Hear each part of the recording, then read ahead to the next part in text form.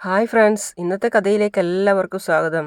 വീഡിയോയിലേക്ക് പോകുന്നതിന് മുമ്പേ തന്നെ എൻ്റെ ചാനൽ ആരെങ്കിലും പുതിയതായിട്ട് കാണുന്നുണ്ടെങ്കിൽ ആദ്യം തന്നെ സബ്സ്ക്രൈബ് ചെയ്ത് ലൈക്ക് ചെയ്ത് സപ്പോർട്ട് ചെയ്ത് കാണാം. അപ്പോൾ നമുക്ക് വീഡിയോയിലേക്ക് പോകാം. ചന്ദ്രികയുടെയും മലരിൻ്റെയും കണ്ണും മൂടി കൊണ്ടുവരികയാണ്. അതായത് ലക്ഷ്മി അമ്മയും മഹേന്ദ്രൻ സാറും കൊണ്ടുവന്ന് കാണിച്ച് കണ്ണ് തുറന്നപ്പോൾ കാണുന്നത് വണ്ടിയാണ് മുമ്പിൽ തന്നെ. പുതിയ വണ്ടി അത് അലങ്കരിച്ച് നല്ല മുല്ലയും ഒക്കെ വെച്ചിട്ട് നന്നായിട്ട് ഒരുക്കിയിട്ടാണുള്ളത് ആ വണ്ടിയെ. അപ്പോൾ അത് കണ്ടപ്പോൾ തന്നെ ചന്ദ്രികയും മലരും ഞെട്ടുകയാണ്. എന്നിട്ട് ചന്ദ്രിക ചോദിക്കുകയാണ്, എന്തിനാ അമ്മ ഇപ്പോൾ പിന്നെ സ്കൂട്ടി വാങ്ങിച്ചിരിക്കുന്നത്? നമ്മുടെ വീട്ടിൽ എല്ലാ തരത്തിലുള്ള വണ്ടിയും ഉണ്ടല്ലോ. പിന്നെന്തിനാ അമ്മ ഇപ്പോൾ പിന്നെയും ഈ സ്കൂട്ടർ വാങ്ങിച്ചത്? ഒരുവിധം വണ്ടിയൊക്കെ ഇവിടെ ഉണ്ടല്ലോ. അത് കേട്ട് മഹേന്ദ്രൻ സാർ പറയാണ്, ഇത് ഞങ്ങൾക്ക് വേണ്ടി വാങ്ങിച്ചതല്ല ചന്ദ്രികയെ, ഇത് നിനക്ക് വേണ്ടി വാങ്ങിച്ചതാ. അത് കേട്ട് ചന്ദ്രികയും മലരും ഒന്നുകൂടി ഞെട്ടുകയാണ്. ചന്ദ്രിക ലക്ഷ്മിയെയും മഹേന്ദ്രൻ സാറിനെയും മാറി മാറി നോക്കുകയാണ് ഒരു അത്ഭുതത്തോടു കൂടിയിട്ട്. ലക്ഷ്മി പറയാണ്, അപ്പോൾ നിനക്ക് തന്നെയാ എന്നുള്ള അർത്ഥത്തിൽ. അപ്പോൾ ചന്ദ്രിക പറയാണ്, എന്താ സാർ ഈ പറയുന്നേ? ഈ സ്കൂട്ടർ എനിക്കാ വാങ്ങിയതെന്നോ? നീ മലരിനെ ഡെയിലി സൈക്കിളിൽ കൊണ്ടുപോയി സ്കൂളിൽ വിടുന്നു, കോളേജിലേക്ക് സൈക്കിളിൽ പോകുന്നു, ഓഫീസിലേക്കും നീ സൈക്കിളിൽ പോകുന്നു, നീ കഷ്ടപ്പെട്ട് വെയിലത്ത് പോകുന്നു, വെയിലത്തും മഴയത്തും ഒക്കെ നീ കഷ്ടപ്പെട്ട് സൈക്കിൾ ചവിട്ടി ഓരോ ഇടത്ത് പോകുന്നു. നീ ബുദ്ധിമുട്ടില്ലാത്ത എല്ലായിടത്തും പോയിട്ട് വരാൻ വേണ്ടിയിട്ടാണ് ഞങ്ങൾ ഇത് നിനക്ക് വേണ്ടി വാങ്ങിച്ചിട്ടുള്ളത്. ഞാൻ എവിടെയാമ്മേ വെയിൽ കൊണ്ട് പെട്ടു പോകുന്നത്? ഞാൻ സൈക്കിളിലല്ലേ പോകുന്നത്. നോ നോ, നീയും മലരും നല്ല വെയിലത്ത് സൈക്കിളിൽ പോകുന്നത് ഞങ്ങൾക്ക് തീരെ ഇഷ്ടമല്ല. ഞങ്ങൾ ഈ സ്കൂട്ടർ നിനക്ക് വെറുതെ തരുന്നതൊന്നുമല്ല. നീ വരച്ചു കൊടുത്ത ഡിസൈൻസ് കാരണം നമ്മുടെ കമ്പനിക്ക് വലിയ വലിയ പ്രോജക്റ്റാണ് കിട്ടുന്നത്. ആ പ്രോജക്റ്റ് കാരണം കമ്പനിക്ക് വലിയ പ്രോഫിറ്റും കിട്ടി. അതുകൊണ്ടാണ് നമ്മുടെ കമ്പനിയുടെ വകയായി ഈ സ്കൂട്ടർ ഞാൻ നിനക്ക് ഗിഫ്റ്റായി തരുന്നത്. ഇത് നിനക്ക് മാത്രമല്ല, നമ്മുടെ കമ്പനിയിൽ നന്നായി വർക്ക് ചെയ്യുന്ന എല്ലാവർക്കും ഗിഫ്റ്റ് കൊടുക്കുന്ന രീതിയാണ്.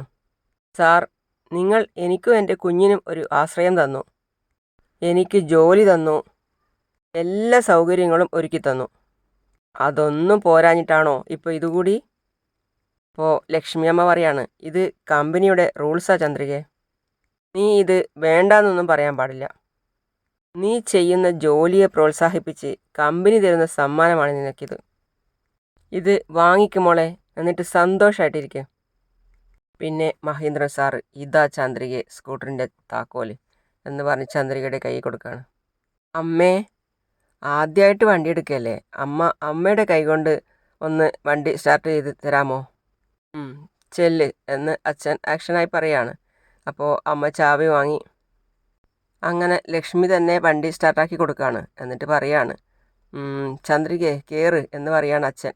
അപ്പോൾ ചന്ദ്രിക കയറാൻ മടിക്കുകയാണ്. അപ്പോൾ വീണ്ടും പറയാണ്, ചന്ദ്രികയെ കയറ്, നീ ആദ്യം തന്നെ ഒരു റൗണ്ട് മലരിനെയും കൂട്ടിയിട്ട് പോയിട്ട് വാ എന്ന് പറയാണ്. അപ്പോൾ അതുപോലെ തന്നെ മലരും ചോദിക്കുകയാണ്, ഞാനും കയറിക്കോട്ടെ അമ്മേ എന്ന് പറഞ്ഞ് രണ്ടുപേരും കയറി ഓടിച്ച് ഒരു റൗണ്ട്. ആ സമയത്ത് ഒരു പാട്ടാണ്. ചന്ദ്രികയും മലരും വണ്ടിയിലിരുന്ന് കറങ്ങാണ്. അപ്പോൾ അത് കണ്ട് സന്തോഷത്തോടെ ഓരോന്നും കുശലം പറയാണ് അച്ഛനും അമ്മയും. ചന്ദ്രികയും മലരും വന്ന് വണ്ടി നിർത്തിയതിന് ശേഷം ലക്ഷ്മി ചോദിക്കുകയാണ്, ചന്ദ്രികയെ, മലറിനെ മാത്രമേ നീ വണ്ടി കൊണ്ടുപോകുള്ളൂ, എന്നെ കൊണ്ടുപോകത്തില്ല? എന്താ അമ്മ ഇങ്ങനെ പറയുന്നേ? അമ്മ വാ കയറ്. മഹേന്ദ്രൻ സാറിൻ്റെ അടുത്ത് പറയാണ്, ഞാൻ കയറിയിട്ട് വരാം എന്ന് പറഞ്ഞ് പോവുകയാണ്. അമ്മേ, ഒറ്റ സെക്കൻഡ്, ഞാൻ വണ്ടി ഒന്ന് തിരിക്കട്ടെ എന്ന് പറഞ്ഞ് വണ്ടി തിരിച്ചു കൊണ്ടാന്ന്. അപ്പോൾ ലക്ഷ്മി പറയാണ്, മലർ നീ പോയി മുമ്പ് കയറ്. മഹേന്ദ്രൻ സാറ് കളിയാക്കുകയാണ്, സൂക്ഷിച്ച്, നല്ല വെയിറ്റാണ്. ചന്ദ്രിക ചിരിക്കുകയാണ് അത് കേട്ടിട്ട്. പോകാമയോ അമ്മേ? പോകാം, ബായ് എന്ന് പറഞ്ഞ് പോവുകയാണ് സന്തോഷത്തോടെ. അവർ രണ്ടുപേരും ചുറ്റിക്കറങ്ങി ഓടിക്കുന്നത് കണ്ടുകൊണ്ടാണ് നമ്മളെ മാലതി മുത്തശ്ശിയും മേഘയും അങ്ങോട്ടേക്ക് വരുന്നത്. കണ്ണ് തള്ളി അത്ഭുതത്തോടെ നോക്കുകയാണ് ആ കാഴ്ച. അവർ പറയുകയും ചെയ്യാണ്, എടീ മഹാഭാവി. അവർ ആ കാഴ്ച കണ്ടുകൊണ്ട് നിൽക്കുന്ന സമയത്ത് പറയാണ്, ഇതൊക്കെ എവിടെ ചെന്ന് അവസാനിക്കുമെന്ന് എനിക്കറിയില്ല. ഇനി എന്തൊക്കെയാ നടക്കാൻ പോകുന്നതെന്ന് ആലോചിക്കുമ്പോഴേ എൻ്റെ തലയൊക്കെ കറങ്ങാം. നീ എത്രമാത്രം ശ്രമിച്ചു നോക്കി, എന്നിട്ട് നിനക്കും അവളെ ഇവിടെ നിന്ന് പറഞ്ഞേക്കാൻ കഴിഞ്ഞില്ല. ഞാനും എന്തൊക്കെയോ ചെയ്തു നോക്കി, മേഘയോട് പറയാം മാലതി മുത്തശ്ശി. എനിക്കും ഇതുങ്ങളെ രണ്ടുങ്ങളെയും ഓടിക്കാനേ പറ്റിയില്ല. ആ മഹേഷ് വന്ന് വിളിച്ചു കൊണ്ടുപോകും എന്ന് ഞാൻ കരുതി, അവനെ കൊണ്ടും പറ്റിയില്ല. അവസാനം നമ്മൾ രണ്ടുപേരും ഇവിടെ നിന്ന് ഇറങ്ങേണ്ടി വരും തോന്നുന്നു. എന്തിനാ മുത്തശ്ശി ഇങ്ങനെയൊക്കെ സംസാരിക്കുന്നേ? മുത്തശ്ശിയുടെ വായിൽ നല്ലതൊന്നും വരില്ലേ? മേഘ ചോദിക്കുക. നടക്കാൻ പോകുന്നത് പറയുമ്പോൾ ഇവളെന്തിനാ എന്നോട് ദേഷ്യപ്പെടുന്നത്? മുത്തശ്ശി മനസ്സിൽ ചിന്തിക്കുക. ഛേ എന്ന് പറഞ്ഞ് അവർ അകത്തേക്ക് പോയി. മേഘയും ഒരല്പനേരം നോക്കി നിന്നിട്ട് അവൾക്കും അത് രസിക്കുന്നില്ല. അവളും അകത്തേക്ക് കയറിപ്പോയി. പിന്നെ രാവിലെ തന്നെ റെഡിയായി വരികയാണ് മലരും ചന്ദ്രികയും. മലർ സ്കൂളിലേക്കും ചന്ദ്രിക ഓഫീസിലേക്കുമായിട്ട് പോകാൻ ഒരുങ്ങി വരികയാണ്. അപ്പോൾ മലർ തുള്ളിച്ചാടുകയാണ്. ഹായ്, എന്ത് രസമായിരിക്കും, ഞാൻ ആദ്യമായിട്ടാണ് സ്കൂട്ടറിൽ പോകുന്നത്. അതേ മോളെ, അമ്മ ഇനി ഡെയിലി മോളെ സ്കൂട്ടറില്ല സ്കൂളിൽ പോയി കൊണ്ടുപോയി വിടാൻ പോകുന്നത്. പോകാമോ? വാ. നിൽക്ക്, മോള് കയറല്ല, അമ്മ സ്റ്റാർട്ട് ചെയ്യട്ടെ എന്ന് പറഞ്ഞ് സ്റ്റാർട്ട് ചെയ്യാണ്. പക്ഷേ എങ്കിൽ സ്റ്റാർട്ട് ആവുന്നില്ല വണ്ടി. എന്ത് പറ്റി അമ്മേ? എന്താണെന്ന് അറിയില്ലടാ, സ്കൂട്ടർ സ്റ്റാർട്ടാവുന്നില്ല. നിൽക്കേ, അമ്മ ഒന്ന് സ്റ്റാർട്ടാക്കി നോക്കട്ടെ എന്ന് പറഞ്ഞ് പുറത്തിറങ്ങിയിട്ട് ചന്ദ്രിക സ്റ്റാർട്ടാക്കി നോക്കുകയാണ്. അത് കണ്ട് കാറിൽ കയറാൻ പോകുന്ന സിദ്ധു നോക്കുകയാണ്. ചന്ദ്രികയെ, വണ്ടി സ്റ്റാർട്ടാവുന്നില്ലേ? ഇല്ല, എന്താണെന്നറിയില്ല സാർ, മാറ്, ഞാൻ സ്റ്റാർട്ട് ചെയ്ത് തരാം. അപ്പോഴേക്കും സിദ്ധുവിൻ്റെ അമ്മ വീൽ ചെയറുമായി ഫ്രണ്ടിലേക്ക് വരികയാണ് ആ സമയത്ത്. അപ്പോൾ ഈ വണ്ടി സ്റ്റാർട്ടായി കൊടുക്കുന്ന കാഴ്ചയാണ് അവർ കാണുന്നത്. സിദ്ധു ഒരല്പസമയം ശ്രമിച്ചപ്പോൾ വണ്ടി സ്റ്റാർട്ടായി. അപ്പോൾ മലർ തുള്ളിച്ചാടുകയാണ്. ഹായ്, വണ്ടി സ്റ്റാർട്ടായി എന്ന് പറഞ്ഞ്. സ്റ്റാർട്ടായി, ഇനി പോയിക്കോ. മലർ എന്ന് പറഞ്ഞ് മലറിനെ പൊക്കിയെടുത്തിട്ട് അവൻ വണ്ടിയിൽ ഫ്രണ്ട് സീറ്റിൽ ഇരുത്തുകയാണ്. അപ്പോൾ ഇതൊക്കെ ജാനകി നോക്കി നിൽക്കുകയാണ്. ബായ് എന്ന് പറഞ്ഞ് ടാറ്റയൊക്കെ ചെയ്യാണ് മലർ. അപ്പോൾ ചന്ദ്രികയും പറയാണ് ശരി സാർ എന്ന് പറഞ്ഞ് പോവാണ് അവർ. ബായ് മോളെ, ബായ് സിദ്ധു. ചന്ദ്രികയോട് സംസാരിക്കരുത് എന്ന് പറഞ്ഞിട്ട് ഇവനാണെങ്കിൽ അവളെ വിടുന്ന ലക്ഷണമില്ലല്ലോ. എത്ര വേഗത്തിൽ ഇവൻ്റെ വിവാഹം നടത്തുന്നോ അത്രയും ഞങ്ങൾക്ക് നല്ലതാ. ഇല്ലെങ്കിൽ ഇവൻ ആ ചന്ദ്രികയുടെ പുറകെ പോകും. അപ്പോൾ സിദ്ധു അവൻ്റെ വണ്ടിയിലേക്ക് കയറാൻ വേണ്ടി പോവുകയാണ്. അപ്പോൾ ആ സമയത്താണ് ആരതി വന്നിട്ട് പറയുന്നത്, അമ്മേ, ബ്രോക്കർ വിളിച്ചിരുന്നു, നാളെ ചെക്കൻ്റെ വീട്ടിൽ നിന്ന് ആൾ വരുന്ന പറഞ്ഞേ. അങ്ങനെയാണോ? എന്നാൽ ആദ്യം ഇത് സിദ്ധാർത്ഥിനോട് പറയണം. എന്നിട്ട് വിളിക്കാണവർ. സിദ്ധു, എന്താ അമ്മേ? ഒന്നിങ്ങോട്ട് വന്നേ. എന്താ അമ്മേ? നാളെ പയ്യൻ്റെ വീട്ടിൽ നിന്ന് ആരതിയെ പെണ്ണ് കാണാൻ വരുന്നുണ്ട്. ഒപ്പം തന്നെ പയ്യൻ്റെ അനുജത്തി സന്ധ്യയും വരുന്നുണ്ട്. നാളെ നീ എവിടെയും പോകാൻ പാടില്ല, ഇവിടെ തന്നെ ഉണ്ടാവണം. സിദ്ധു വല്ലാതായി, എന്ത് പറയണമെന്നറിയാതെ നിൽക്കുകയാണ്. അപ്പോഴാണ് ആരതി പറയുന്നത്, ഏട്ടൻ ഈ കല്യാണത്തിന് സമ്മതിക്കുകയാണെങ്കിൽ മാത്രമേ, അവൻ്റെ സിസ്റ്ററെ കല്യാണം കഴിയുകയാണെങ്കിൽ മാത്രമേ അവൻ്റെ കല്യാണത്തിന് കൂടി സമ്മതിക്കൂ എന്നാണ് പറഞ്ഞിട്ടുള്ളത്. അതൊരു പ്രധാന കാര്യമാണ്. നാളെ ചേട്ടൻ ഒരിടത്തും പോകരുത്. സിദ്ധുവിൻ്റെ മുഖമൊക്കെ അത് കേട്ട് വല്ലാതായി. സിദ്ധുവിന് അവിടെ നിന്നും രക്ഷപ്പെടാനുള്ള മാർഗം നോക്കുകയാണ്. അപ്പോൾ തന്നെ അവിടുന്ന് സിദ്ധു പോവുകയാണ്. അപ്പോൾ ജാനകി വിളിക്കുകയാണ്, ഏയ് സിദ്ധു. ജാനകി പിന്നെ ദേഷ്യത്തോടെ ഒരല്പസമയം അവിടുത്തെ നിന്ന് അവനെ നോക്കുകയാണ്. അതിനുശേഷം അവിടെ നിന്ന് പോയി. പിന്നെ കാണിക്കുന്നത് ചന്ദ്രിക ക്ഷേത്രത്തിൽ വന്നിട്ടാണുള്ളത്. വരൂ വരൂ, ആരുടെ പേരിലാണ് അർച്ചന? മലർ ചതയ നക്ഷത്രം എന്ന് പറയാണ്. അപ്പോൾ വരൂ ഇപ്പോൾ ശരിയാക്കി തരാം. ആ സമയത്ത് ചന്ദ്രിക പ്രാർത്ഥിക്കുകയാണ്.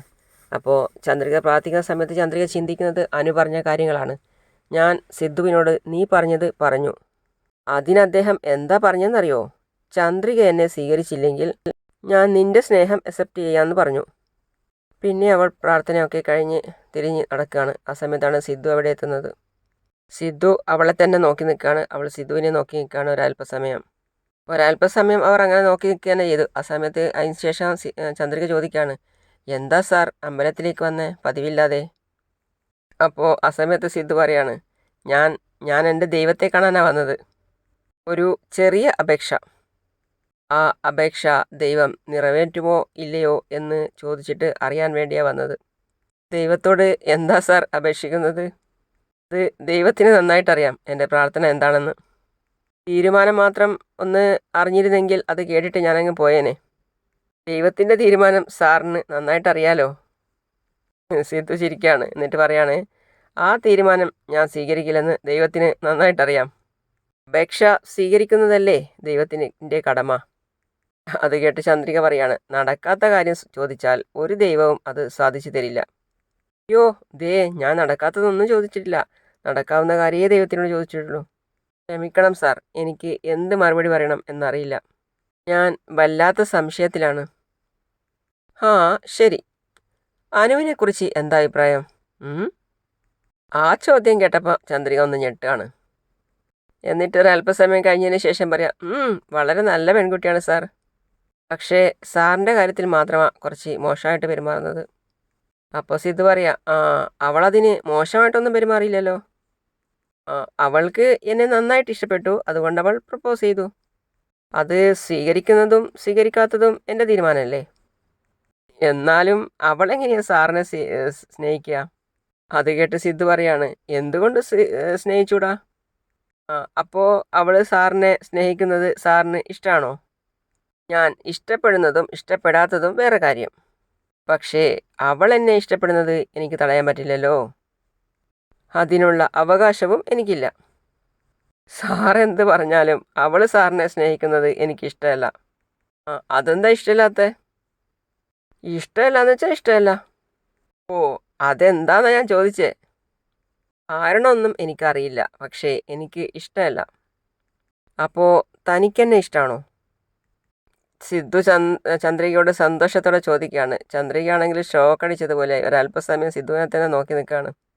ഇതേ നോക്ക്, ഇഷ്ടമാണെങ്കിൽ ഒന്ന് മൂളിയാൽ മാത്രം മതി, ബാക്കിയെല്ലാം ഞാൻ നോക്കിക്കോളാം. ചന്ദ്രിക ഒന്നും പറയാതെ സിദ്ധുവിനെ തന്നെ നോക്കി നിൽക്കുകയാണ്. സിദ്ധുവിന് എന്താ അതിലുള്ള അർത്ഥം എന്ന് മനസ്സിലാവുകയും ചെയ്തു. അങ്ങനെയാണ് ഇന്നത്തെ ഭാഗം അവസാനിക്കുന്നത്. മനീഷിനോട് മേഘ പറയാണ്, നമ്മൾ രണ്ടുപേരും ഇങ്ങനെ നിൽക്കുന്നത് കണ്ടാൽ തന്നെ ഉറപ്പായും ആർക്കെങ്കിലും ഡൗട്ട് തോന്നും. അപ്പോഴാണ് സിദ്ധു കയറി വരുന്നത്. അപ്പോൾ സിദ്ധു പറയാം, അല്ല എന്തോ ഡൗട്ട് എന്നൊക്കെ പറയുന്നത് കേട്ടു. പിന്നെ മേഘ വേറെ ഒരാളടുത്ത് പോയിട്ട് ആ കാര്യം പറയാണ്. ഞാൻ കുറച്ച് നാൾ മുമ്പ് മനീഷ് എന്ന് പറഞ്ഞ ഒരാളെ സ്നേഹിച്ചിരുന്നില്ലേ? അതെ, അവനെ ഞാനിപ്പോൾ കണ്ടു. പറയൂ മേഘ, ഞാൻ എന്ത് ചെയ്യണം? മനീഷ് ഇനി മുതൽ ഓഫീസിൽ വരാൻ പാടില്ല. സിദ്ധുവും ചന്ദ്രികയും നോക്കി നിൽക്കുകയാണെന്ന് പറഞ്ഞല്ലോ. അങ്ങനെ സിദ്ധു ഒരു പൂവെടുത്ത് ചന്ദ്രികയ്ക്ക് കൊടുക്കുകയാണ്. അപ്പം ഇനി വരാൻ പോകുന്ന ഭാഗം അതാണ്. അപ്പോൾ അടുത്ത പുതിയ വിശേഷമായിട്ട് ഞാൻ വരുന്നവരേക്കും എൻ്റെ വീഡിയോ പുതിയതായിട്ട് ആരും കാണുന്നുണ്ടെങ്കിൽ സബ്സ്ക്രൈബ് ചെയ്ത് ലൈക്ക് ചെയ്ത് സപ്പോർട്ട് ചെയ്ത് കാണുക. അപ്പോൾ അടുത്ത പുതിയ വിശേഷമായിട്ട് ഉടൻ വരുന്നതാണ്. അതുവരേക്കും സീ യു ഓൾ.